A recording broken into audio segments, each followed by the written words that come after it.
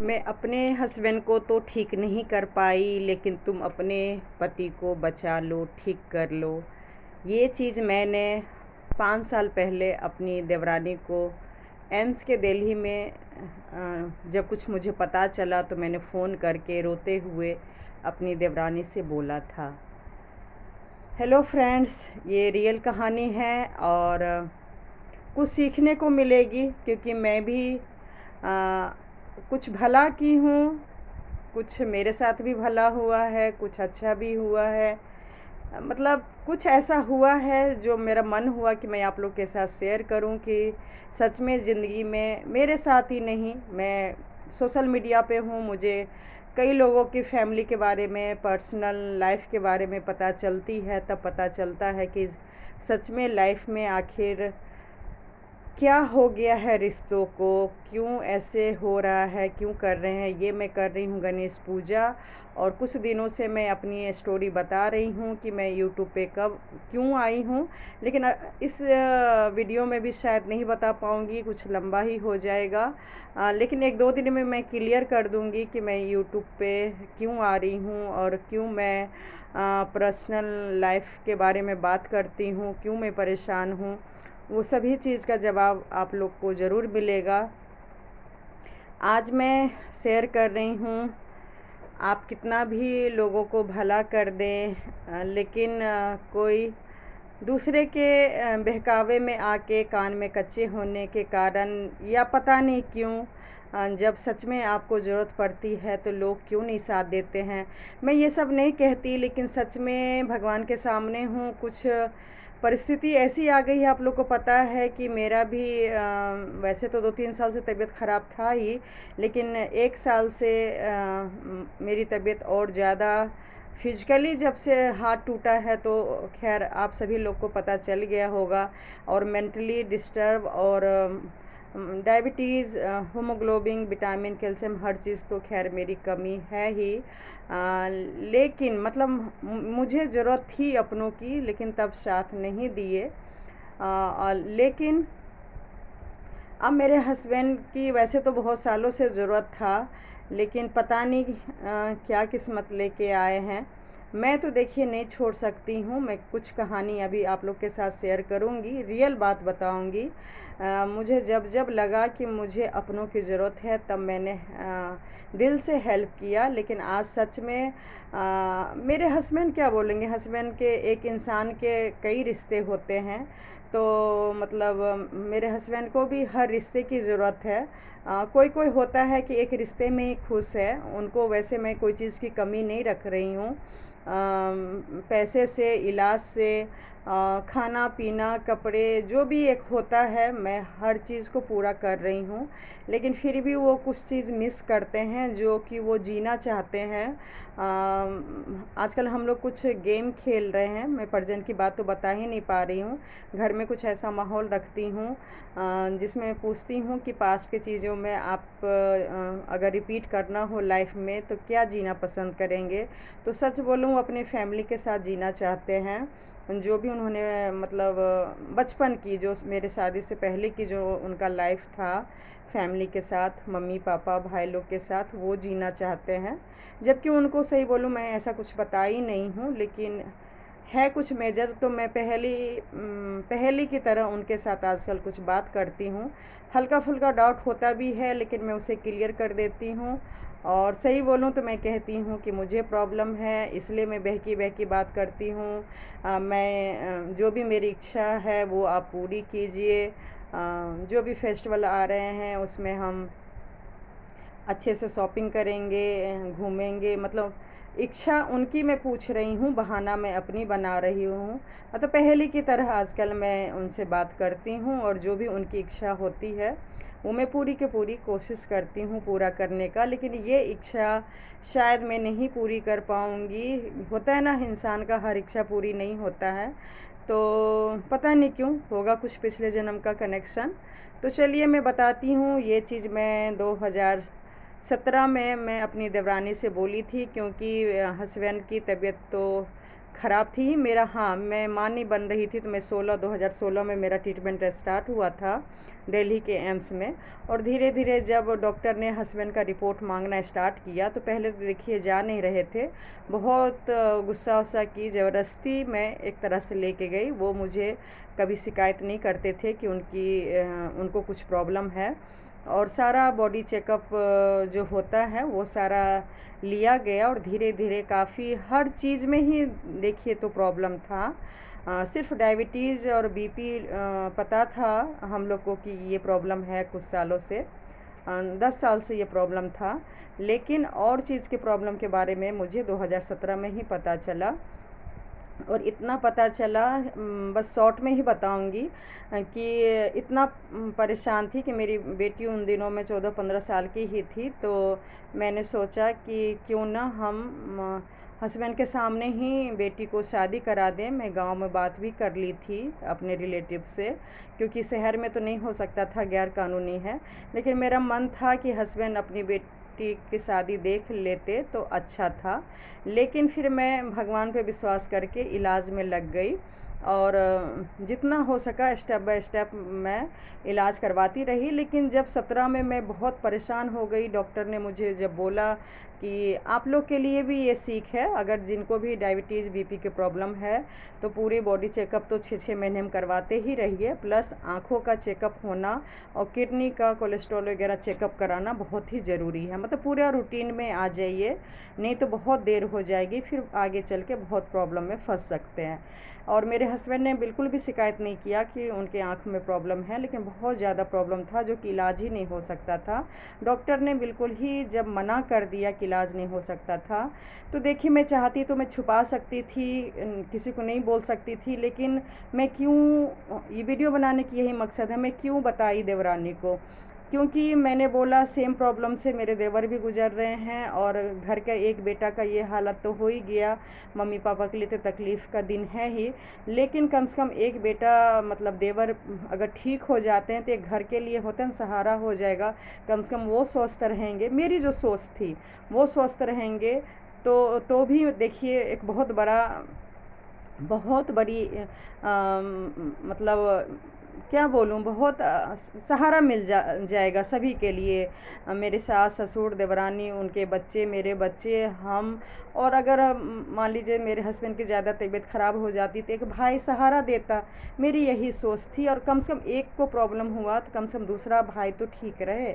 मैं दिल से कह रही हूँ, भगवान के सामने हूँ, मैं दिल से, जो देवर मेरे से बात भी नहीं करते थे, थोड़ा भी बात नहीं करते थे, मुझे नहीं पता, मैंने बोला 2 लोग, मैं पिछले जन्म में मेरा उन लोग का बहुत ज़्यादा बुरा कनेक्शन होगा, रिश्ता रहा होगा, एक सास के साथ, एक देवर के साथ, क्योंकि बिना गलती के ही, कोई गलती नहीं, लेकिन बिना गलती के वो लोग के साथ मेरा रिश्ता बिल्कुल भी ठीक नहीं रहा। मुझे भी कारण नहीं पता, अगर वो लोग का कारण पता होगा, और मेरे ख़त्म होने से पहले अगर मुझे पता चल जाएगा कि वो लोग मेरे साथ ऐसा क्यों कर रहे हैं, अगर मैं यूट्यूब पे रही तो मैं ज़रूर आप लोग के साथ शेयर करूँगी। लेकिन अभी तक मुझे नहीं पता कि एक तरफ़ा प्रॉब्लम क्यों है, ठीक है। लेकिन फिर भी मैंने बोला नहीं बात करते हैं तो कोई बात नहीं। बहुत से जेंट्स होते हैं जो कि रिज़र्व रहते हैं, नहीं बात करना चाहते हैं, शायद ये भी एक कारण हो सकता है। और वो नहीं बात करते थे। फिर मैं ज़बरदस्ती 2017 में पूरे साल मैं अपने हस्बैंड का भी इलाज करवाती रही, और उनका भी अलग अलग डिपार्टमेंट में, मेडिसिन में और डायबिटीज़ डिपार्टमेंट, आइज़ के डिपार्टमेंट, जो भी था पूरा। मेरे हस्बैंड से देखा जाए तो बहुत ज़्यादा उनका मेजर प्रॉब्लम था डायबिटीज़ को लेके। 400-500 जब मेरे पास रिपोर्ट आई थी उतना ही था, लेकिन भगवान की कृपा कहिए, मतलब काफ़ी हर चीज़ ठीक हो गया। और आँख के लिए भी डॉक्टर ने बोल दिया था कि मतलब रेगुलर चेकअप 3 महीना 6 महीने पे करवाते रहिएगा। और भी डॉक्टर लोग ने दवाई वगैरह दे दिया था, मतलब टेंशन में तो बहुत ज़्यादा थे, लेकिन भगवान की कृपा कहिए कि इतनी मेजर प्रॉब्लम नहीं आई, और दवाई छूट गई। और सबसे बड़ी बात यह है कि वो एक बहुत ही अच्छे, कहिए समझदार इंसान है। वो अपना ज़िंदगी को फिर ज़िंदगी समझे, क्योंकि इससे पहले सभी का टाइम टेबल कुछ भी नहीं था, खाने पीने का, घूमने का, सोने करने का, जो भी एक टाइम टेबल, इसमें डायबिटीज़ में कुछ भी नहीं है, देखा जाए तो कुछ भी नहीं है। और अगर लापरवाही करेंगे तो बहुत मेजर प्रॉब्लम है, बहुत ही मतलब भयानक बीमारी है अगर देखा जाए तो। उससे 10 प्रॉब्लम और होती है जानलेवा। लेकिन देवर में कहिए ये बहुत बड़ी समझदारी थी कि वो 5 साल से बिल्कुल रूटीन में आ गए और बहुत ही समझदारी तरीके से अपने आप को देखभाल करने लगे। और मेरी देवरानी भी काफ़ी केयरिंग वाइफ है, वो भी बहुत अच्छे से मतलब केयर की, बहुत ज़्यादा। बाद में 1 साल बाद आँख की प्रॉब्लम हो गई, 2019 में पता चला। मतलब मेरे हस्बैंड के थे ही, लेकिन फिर भी केयरिंग होते हुए भी अपना ध्यान भी रखे। डायबिटीज़ वगैरह सब कुछ कंट्रोल था, लेकिन पता नहीं कैसे आँख में देवर का भी बहुत ज़्यादा प्रॉब्लम हो गई। अब कहानी यहाँ से ये आती है कि मेरी उन दिनों में मैं शिरडी गई हुई थी, और शिरडी में मतलब मुझे डॉक्टर ने ट्रीटमेंट के लिए, बच्चा कंसीव करने के लिए एम्स में टाइम दे दिया था। मैं पूरा तैयार थी। जैसे अभी मेरे हस्बैंड का तबीयत ख़राब है तो भी मैं डॉक्टर से रिक्वेस्ट करके शिरडी जा रही हूँ। 8 तारीख का मेरे हस्बैंड का 50वां बर्थडे है, पहले से टिकट लिया हुआ था। और जब मैं डॉक्टर को बताई कि ऐसे ऐसे इलाज अभी कराना है, बोले हाँ जितना जल्दी करा लें तो भी अच्छा है, लेकिन बाकी भगवान की मर्ज़ी है। और सच बोलूँ ऐसी परिस्थिति अभी आ रखी है, इलाज कराऊं, प्रसाद बना रही हूँ, झूठ नहीं बोलूँगी। गणेश जी के विसर्जन का दिन का ये पूजा है, प्रसाद बना रही हूँ। और यही कहूँगी कि इधर भी कुआं और इधर भी खाई वाला हिसाब मेरा भी हो गया है। इलाज कराती हूँ तो भी डर लग रहा है, और नहीं कराती हूँ तो भी डर लग रहा है। तो मैं भगवान से आशीर्वाद उनको दिलाने के लिए शिरडी लेके जा रही हूँ। शनि धाम है, वहाँ दर्शन करेंगे। उसके बाद मैं सीरियस होके जो भी ट्रीटमेंट है अभी भी कर रहे हैं, टेस्ट वगैरह बीच बीच में करा रही हूँ, लेकिन सीरियस होके पूरा मैं शिरडी से आऊँगी उसके बाद ही कराना है। हाँ, तो मैं बता ये रही थी कि ऐसे ही मैं अपना मेरा इलाज होना था। और बता देती हूँ, मेरा IVF से मेरी बच्ची हुई है शादी के 20 साल बाद। तो वो मेरा प्रोसेस होना था, मार्च अप्रैल का मेरा डेट लिया हुआ था। पूरा सब कुछ हो चुका था, सब कुछ रिपोर्ट ओके था, बस 1 अप्रैल से मेरा स्टार्ट होना था। लेकिन जब मैं यहाँ आई लास्ट मार्च के 1-2 दिन पहले, तो देवर के बारे में मुझे पता चला। तो वो प्राइवेट में करवा भी रहे थे ऑपरेशन। जिस दिन हम लोग स्टेशन आ गए थे वहाँ शिरडी से घर, तो उस दिन उनका होना था, लेकिन BP हाई के कारण या पता नहीं क्या कारण था कि प्राइवेट वाले ने मना कर दिया, नहीं तो हम लोग के पीछे ही ऑपरेशन आँख का हो चुका होता। भगवान की देखिए क्या मर्जी है। मतलब मैं कैसे प्रॉब्लम में फंसी भी, और प्रॉब्लम से उन लोग को निकाली भी, और मैं प्रॉब्लम में फंस गई। मतलब कुछ चीज़ें सच में एक पहेली ज़िंदगी का होता है। और मतलब मुझे बुरा नहीं लग रहा है उन लोग को ट्रीटमेंट करा के, लेकिन हाँ अपने पैर पे मैं कुल्हाड़ी मार ली। और उसका नतीजा क्या हुआ मैं बताती हूँ। बस क्या हुआ था, हाँ, तो एक तो देखिए मेरा 15-20 साल से रिश्ता मदर इन लॉ सासू माँ से वैसे एक तरफ़ा ख़राब था बहुत ज़्यादा। लेकिन कई लोग बोलते थे, मैं लाखों रुपए लगा चुकी थी और मैं माँ नहीं बन पा रही थी। तो मुझे कई लोग ने बोला, बड़े बुजुर्ग, कि सास का आशीर्वाद होना बहुत अच्छा होता है, फलेगा। तो वो वीडियो भी बनाऊंगी अगर मौका मिला, कि मैं कुछ ऐसे तरीके से काफ़ी कहते हैं ना तपस्या कर कर के मैं सासू माँ को थोड़ा सा बात उत करना स्टार्ट हुआ था। जब मैं पूजा वूजा करती थी तो भी आते थे, हल्का फुल्का बात कर लेते थे, जबकि बिल्कुल भी बात नहीं करते थे। तो कुछ लोग को देखिए लगता भी था कि क्या तुमने जादू कर दिया है, सास पे इतने सालों बाद तुमसे बात कर रही है। तीर्थ पे तो खैर वो हर साल हमारे साथ शिरडी जाते थे, लेकिन फिर भी और भी कई लोग होते थे तो उनसे बात करते थे, मेरे से उतना नहीं करते थे। लेकिन इस बार जब मैं 5 साल पहले की मैं बात बता रही हूँ, जब मैं कंसीव होने वाली थी उस साल की, तो उन्होंने थोड़ा सा बात करना स्टार्ट किया था, जो कि मुझे काफ़ी अच्छा लगा। मेरे लिए वही काफ़ी था। सही बोलूँ, मेरे लिए तो वही काफ़ी था। अगर मैं कुछ खाना वाना बना रही हूँ वो खा लेती थी, अगर मैं कुछ दे रही हूँ वो ले लें, तो भी मेरे लिए काफ़ी था। और अगर नहीं लेती थी तो मैं अपने हस्बैंड के नाम से दे देती थी। मेरे हस्बैंड जाके दे देते थे, जो कि मेरे हस्बैंड को बुरा भी लगता था कि खर्चा तुम करती हो और मम्मी के सामने मेरा नाम लेती हो या मेरे से दिलवाती हो। तो मैं बोलती थी कोई बात नहीं, जिसमें उनको खुशी मिले वही करने में फ़ायदा है, मुझे क्या है, बस वो जो मैं दे रही हूँ वो यूज कर ले लें, वही काफ़ी है। तो रिश्ता थोड़ा ठीक हुआ था, लेकिन जब मैं आई और पता चला उनको प्रॉब्लम का, तो देखिए मैं मानती हूँ उनके बेटे के बारे में जब पता चला तो वो बहुत परेशान हो गई। और एक बार अगर कुछ बोलती ना तो मैं रिएक्ट नहीं करती। वो 2-3 बार बोल चुकी थी कि बेकार में ही गए, नहीं जाना चाहिए था। अगर ऐसे भगवान के तीर्थ होते हैं और ये खबर इतना बुरा खबर मिलता है तो मतलब नहीं जाना चाहिए था। मतलब वो मैं समझ रही हूँ उनकी परिस्थिति को, वो ममता में आके थोड़ा भगवान को कोस रहे थे। लेकिन मैं फिर बोली देखिए भगवान को मत कोसिए, भगवान का क्या है, आप ये बस सोचिए ना, पॉजिटिव सोचिए कि कुछ प्रॉब्लम हमें नज़र आई है तो उसका इलाज होगा ना। हो सकता है कि आप शिरडी गई, भगवान घर के सुख शांति के लिए आपने प्रार्थना किया और भगवान ने जो प्रॉब्लम थी वो सामने ले आए। और अगर सामने नहीं लाते तो जैसे बड़े बेटे का मान लीजिए अभी तक प्रॉब्लम चल रहा है, मतलब मेरे हस्बैंड का जो अभी तक ठीक नहीं हुआ था उतना, तो इनका भी प्रॉब्लम ज़्यादा बढ़ जाता। तो अच्छा है सामने आए, ठीक हो जाएगा, पेशेंस रखिए। और मेरे मुंह से ये निकल गया कि भगवान को क्यों कोस रहे हैं, देखिए कितना मेहनत करके कमाते हैं और पता है कि एक तीर्थ में जाने में कितना खर्चा होता है। और भगवान को नहीं दोष देना चाहिए, पता चला भगवान को दोष दे रहे हैं तो हो सकता है फैमिली में और भी ज़्यादा प्रॉब्लम हो जाए। भगवान को मत दोष दीजिए, सब ठीक हो जाएगा। लेकिन हो गया उल्टा, वो उल्टा बात को पकड़ ली कि हाँ तीर्थ कराती हो, पैसे जोड़ती हो, मतलब गलत मतलब निकाल ली।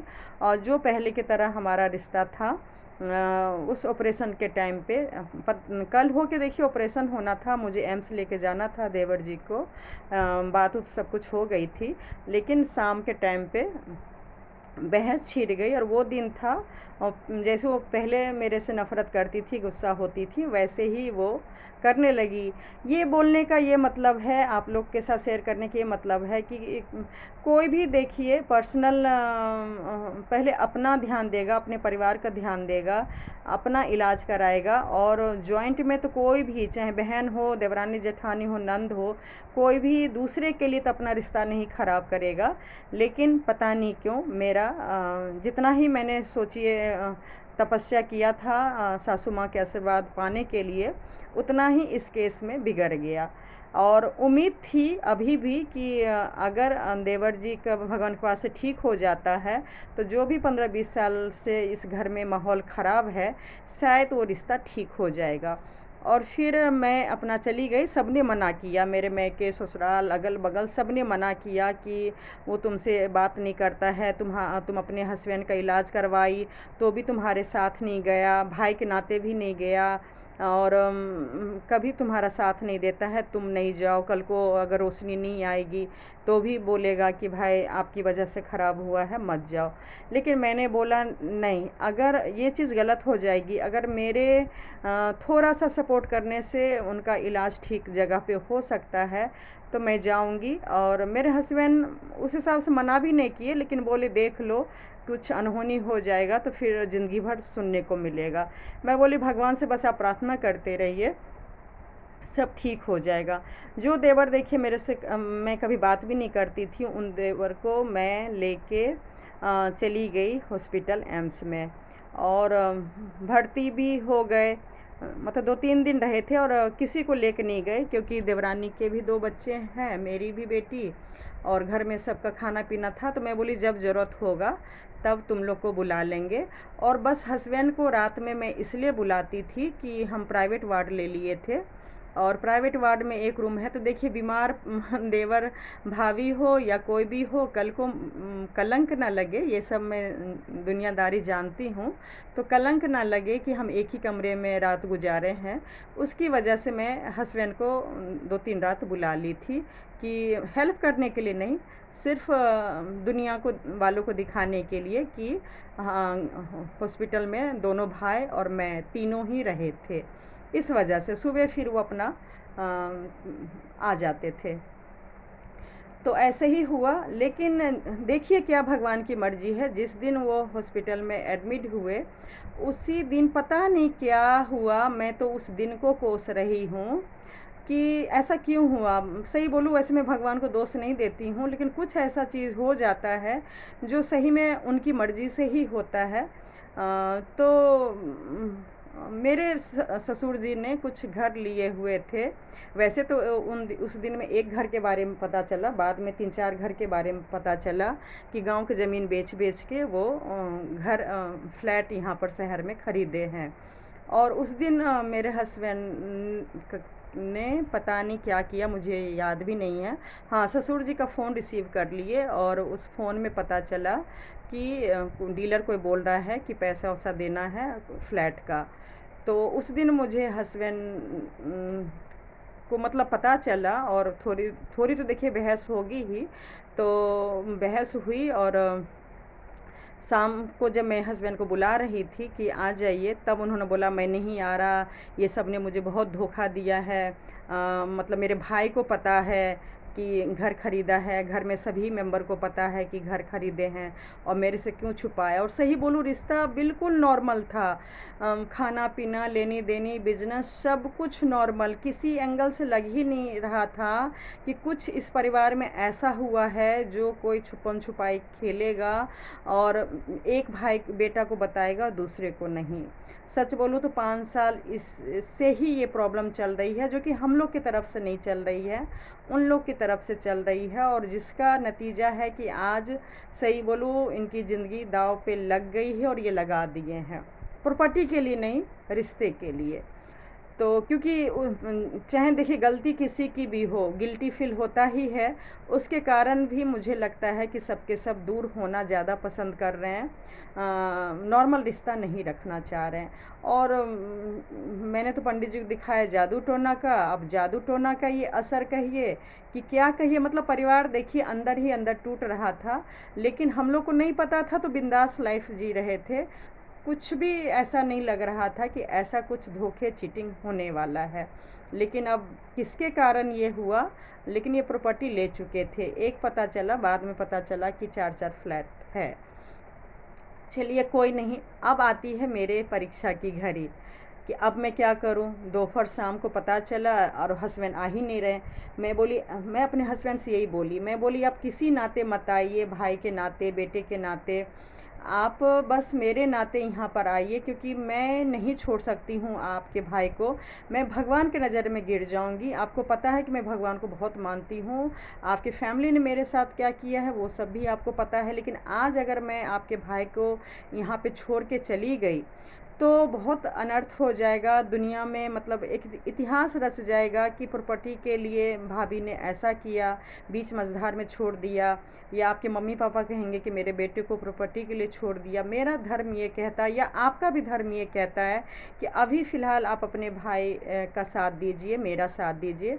अगर रात में नहीं आएंगे तो मुझे मजबूरन में वापस आना पड़ेगा, जो कि गलत हो जाएगा। रात में भी टेस्ट वगैरह होता है और सुबह सुबह फिर ऑपरेशन है। प्लीज़ आ जाइए। जबकि वो बहुत गुस्से में थे, परेशान थे। मैं समझ सकती थी उनकी प्रॉब्लम, लेकिन वो बिना खाए पिए, बाहर जो भी खाए होंगे, रात में सोने के लिए आ गए। और मैं दिन रात कसम से बोल रही हूँ, रात भर मैं भगवान से प्रार्थना कर रही कि जैसे मेरे हस्बैंड का भी 1 साल पहले ऑपरेशन हुआ था, जो कि डॉक्टर ने मना कर दिया था कि नहीं इलाज होगा, फिर भी पूजा पाठ तपस्या जो भी कहिए उसके द्वारा मतलब ठीक हो गए थे। उनका भी ऑपरेशन हुआ था, तो मुझे एक्सपीरियंस था। इस वजह से मैं देवर को अकेले वहाँ पर हस्बैंड का भी अकेले वहाँ पे करवाई थी। फैमिली सपोर्ट वहाँ भी नहीं था। क्यों नहीं था ये नहीं कहूँगी कि उस टाइम लड़ाई झगड़ा था, लेकिन बस प्रॉब्लम ही ऐसा था कि मैं अपना अकेले ही हैंडल कर ली। लेकिन 1 साल बाद जब देवर का हुआ तो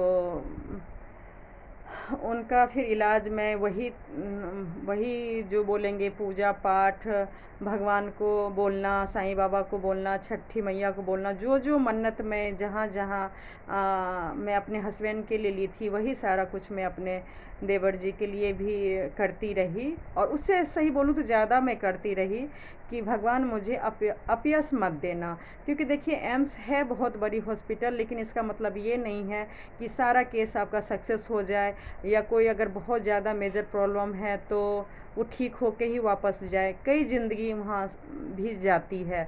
तो लेकिन फिर भी बेस्ट इलाज है, बहुत विश्वास है। मैं बहुत लोगों को करवाई हूँ, ये सब शक्ति मैं धीरे धीरे बताऊँगी। भगवान ही मुझे प्रेरणा शक्ति देते हैं। आज भी मैं अपना हस्बैंड का करवा भी रही हूँ और साथ में कुछ और लोग का भी इलाज मैं एम्स में करा रही हूँ। तो कहते हैं ना, मरते दम तक आपका नेचर जो है ना वो नहीं बदलेगा। चाहे आपके साथ लोग कितना ही गलत क्यों ना करें, आप नहीं बदलेंगे। तो वैसे ही मैं कर रही हूँ। मेरा भले कोई साथ दे नहीं दे रहा है, लेकिन मेरी जो क्षमता है वो मैं आज भी दूसरे के लिए भी खड़ी हूँ। जो मैं हस्बैंड और देवर को या मैं अपना इलाज करा रही थी, वही सब कुछ मैं आज भी दूसरे के लिए भी कर रही हूँ। हाँ, तो बात ये आ रही है कि मैं सही बोलूँ, प्रार्थना की, इलाज हुआ और अम, स जिस दिन ऑपरेशन हुआ, ऑपरेशन हो रहा है। और सही बोलूँ जान पहचान की वजह से, वैसे तो हस्बैंड का भी रात हो जाती थी तब जाकर ऑपरेशन होता था, लेकिन एम्स में भगवान कृपा कहिए कोई जान पहचान के लोग थे, उनकी वजह से पहला केस देवर का था। जब काफ़ी मतलब मुश्किल भरा हुआ था, रोशनी नहीं आने का भी चांस था, लेकिन पहली ही सुबह सुबह ऑपरेशन हो गई थी। जब तक मेरे ससुर जी और हस्बैंड रुक गए थे, रात में रुके थे तो सुबह भी रुक गए थे।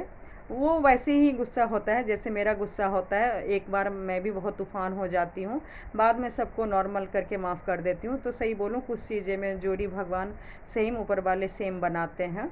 तो हस्बैंड का भी यही है, गुस्सा हुए थे फैमिली के लिए, लेकिन उस टाइम पे बिल्कुल नॉर्मल थे और वो भी प्रार्थना कर रहे थे कि मेरा भाई ठीक हो जाए। और भाई को सही बोलूँ, सच बोल रही हूँ, भगवान को ले रखे हैं, बहुत ज़्यादा मानते हैं, अभी भी मानते हैं। घर में 3 ही तो लोग हैं, मम्मी पापा और भाई। और सही बोलूँ तो इनमें जान बसता है। मैं हूँ, लेकिन कोई कोई इंसान होता है जो बीवी बच्चे से भी ज़्यादा अपने फैमिली को मानता है, चाहता है। 50 साल के हो गए हैं, लेकिन हम बच्चों जैसे आँख में आंसू आ जाता है जब फैमिली याद आती है या फैमिली की पुरानी बातें याद आती है।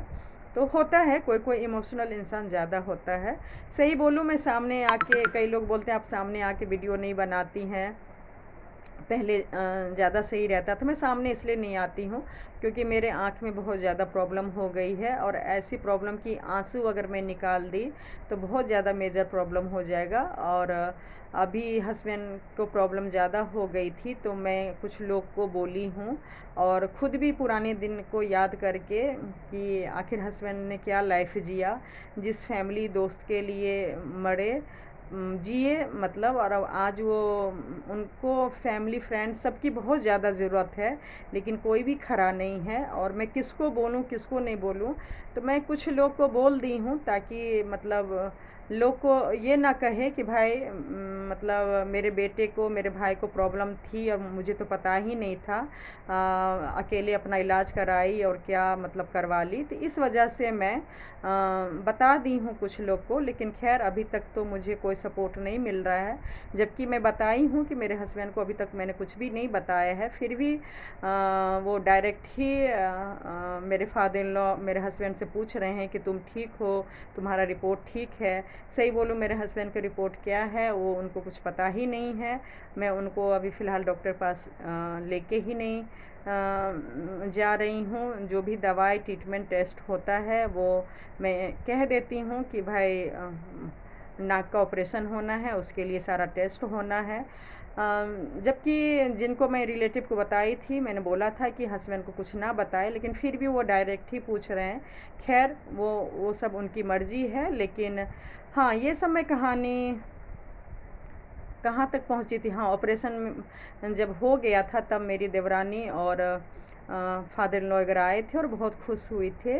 और देवरानी मुझे अच्छे से याद है गले मिली थी, रोने लगी थी और बहुत भावुक होके बहुत ही अच्छी मेरे से बात की थी। और बस यही कहूँगी कि जैसे उसने बोला कि आप नहीं होते तो ऐसा नहीं होता, मैं बोली ऐसा कुछ भी नहीं है। ये देवर हो कोई भी दुनिया के लोग, अगर ये होता मेरे में अगर क्षमता होती तो मैं ज़रूर करवाती करती। मैं कौन होती हूँ करवाने वाला, ये सब ऊपर वाले करवाते हैं। और सही बोलूँ, मैं उस टाइम पे मैं अपना टाइम ख़राब कर चुकी थी। जो मैं माँ बनने का मेरा जो प्रोसेस उस महीने में होना था 1-2 तारीख से, वो टाइम मतलब मेरा निकल गया और मेरा नहीं हो पाया। और हुआ, मैं गई भी तो बहुत टेंशन में गई। जब देखिए, जब इतनी खुशखबरी वाली बात आती है तो टेंशन तो नहीं होना चाहिए था। परिवार में बहुत ही अच्छा माहौल होना चाहिए था। मतलब कहते हैं एक भव्य स्वागत होना चाहिए था, घर के माहौल को ठीक रखने के लिए, क्योंकि देवर जी आखिर थे तो पेशेंट ही। लेकिन कुछ ऐसा नहीं हुआ, क्योंकि घर का माहौल थोड़ा-सा बिगड़ गया था। मैं देखिए एक्टिंग कर रही हूँ, सच में मेरे से सीखना चाहिए। मेरे हस्बैंड की अभी तबीयत ख़राब है, तो मैं और मेरी बेटी लोग बहुत एक्टिंग करके बहुत अच्छे से घर के माहौल को अभी ठीक रखे हुए हैं। हस्बैंड आराम से चैन से सो रहे हैं, खा रहे पी रहे हैं, उनको पता ही नहीं है। सही बोलूँ, पेशेंट को ऐसा ही माहौल थोड़ा देना चाहिए था। तो झूठ नहीं बोलूँगी, मेरे हस्बैंड वहाँ हॉस्पिटल में तो किए, लेकिन घर में आके फिर वो अपना चले गए कहीं। लेकिन हाँ, सास ससुर जो मेरे से थोड़ा सा बात करते, क्या बोला डॉक्टर, कैसा हुआ, कैसा रहा। सही बोलूँ, एक तो खटपट हो गई थी मेरे हस्बैंड बेटे से। और मेरे से तो खैर बात फिर करना ही नहीं था। वो शुरू से मेरी सासू माँ ऐसी करती हैं, बेटे से झगड़ा करती थी और मेरे से बात नहीं करती थी। तो कोई उम्मीद नहीं हुआ। फिर इधर मैं देवर का इलाज करा रही थी, उधर खाना पीना भी ये खुद अकेले मतलब किए और खाते नहीं थे। आना जाना थोड़ा सा बंद हो गया। फिर भी देखिए, मैं कुछ दिन बाद जब वो ज़्यादा परेशान रहने लगे तो मैं फादर इन लॉ को फ़ोन भी की। तो कि मैं बोली देखिए, मैं कुछ नहीं बोलूँगी प्रॉपर्टी के मामले में, मेरा कोई राइट नहीं बनता है। आपकी मर्ज़ी है, आपके पैसे हैं, आप जो कीजिए, जिसके नाम से लीजिए। 1 लिया, 4 लिया, मैं ये सब पे नहीं जा रही हूँ। बस हाँ, आपके दोनों बेटे हैं और पता है कि दोनों की तबीयत ख़राब है, तो थोड़ा-सा इनसे एक्टिंग ही कर लीजिए और थोड़ा-सा ठीक से बात उत कीजिए। खाना-वाना नहीं खा रहे हैं मेरे से, ना दवाई ले रहे हैं टाइम से। और बस थोड़ा-सा सँभाल लीजिए, फिर तो पता है ये भूल जाएँगे। और प्रॉपर्टी का क्या है भाई, 2 बेटा ही है आपका, 1 को दें, 2 को दें, वो आपकी मर्ज़ी है। आगे मैं बताऊँगी कि क्या हुआ था।